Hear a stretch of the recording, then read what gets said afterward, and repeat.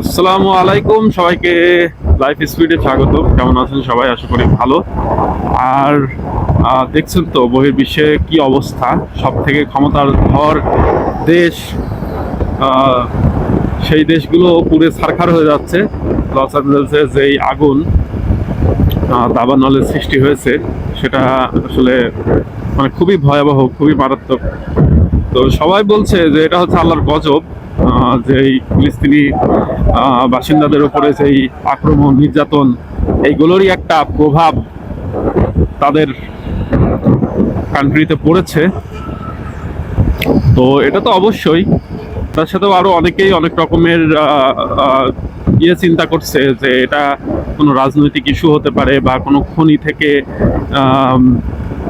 ওই জায়গাটার ভিতরে কোনো খনি আছে, যে খনিটা তুললে ওখানকার জনবসতিদের জন্য, বাসিন্দাদের জন্য বিশেষ করে ক্ষতি হবে।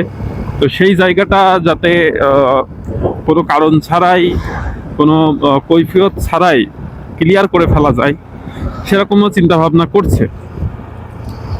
তবে একটা বিষয়, যে এত ক্ষমতা, এত পাওয়ার যাদের, বিশ্ব মোড়ল যারা, তো তাদেরই এই অবস্থা, এই বেহাল দশা দেখে, তো এই দাবানলে আপনার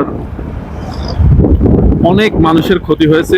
বহু জায়গা, বহু হলিউড, টলিউড যে সমস্ত প্লেসগুলো আছে, তারপরে সব থেকে বড় ধনীদের জায়গা, তারপরে শৌখিনতার জায়গা, যেটা পুরো পুরে একদম সাফ হয়ে গেছে।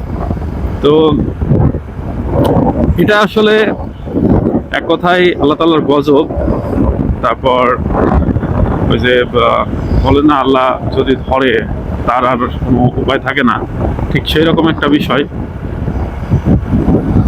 যে এত বড় একটা শক্তিশালী দেশ হয়ে, এত আধুনিকতার সিস্টেম ওদের ভিতরে থাকার সত্ত্বেও ওরা এটাকে উদ্ধার করতে পারলো না। তীব্র বাতাস আগুনকে মাইলের পর মাইল নিয়ে যাচ্ছে কন্টিনিউ, মানে একদম কোনো উপায় নাই। মানে আগুনের লেলিহান শিখার এতই এবং এর এতটাই বিস্তৃত হয়েছে যে এই দমকল বাহিনীকে খুবই ক্ষুদ্র মনে হচ্ছে। আপনারা অবশ্য ভিডিওতে দেখতে পাবেন যে কি একটা অবস্থা, যে এদের কোনোভাবেই নিয়ন্ত্রণ ওরা করতে পারছে না। এই একটা অবস্থা।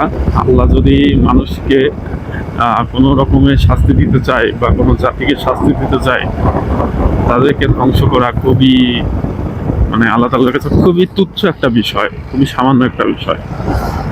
আর এই আমেরিকাই সারা বিশ্বে মোড়লগিরি করে, আর নিজের দেশই ঠেকাতে পারছে না। তো এই হচ্ছে অবস্থা। ফিলিস্তিনিদের দোয়া কবুল করেছে আল্লাহ, সবাই এটাই বলছে। আর মানুষ আসলে যখন জুলুম করে, সেটার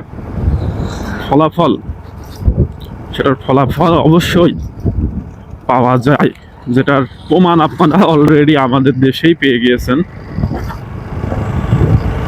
এটার নতুন করে অন্য কোনো জায়গায় উদাহরণ দেওয়ার প্রয়োজন আমাদের আর নেই।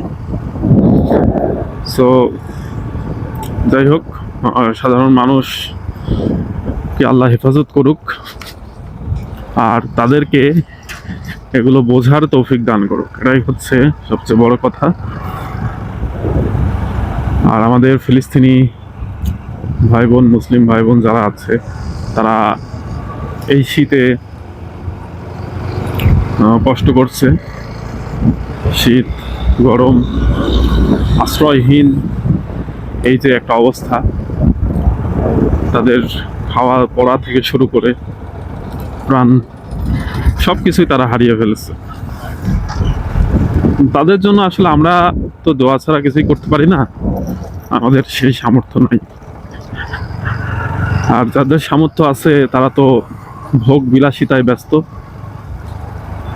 যে সমস্ত মুসলিম বড় বড় আল হাবিবিরা আছেন, তারা তাদের মজ মাস্তি, ধন দৌলত, এগুলো নিয়েই তারা ব্যস্ত আছে। তাদের প্রতিবাদ করার মতো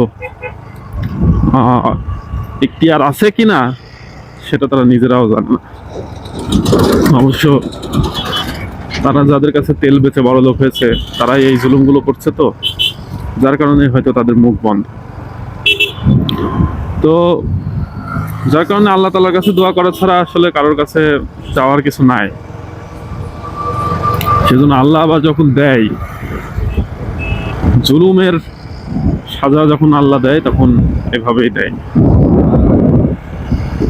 কোনো হেলিকপ্টার লাগলো না, কোনো বিমান লাগলো না, কোনো অত্যাধুনিক প্রযুক্তি লাগলো না, কোটি কোটি টাকা ঋণ নেওয়া লাগলো না।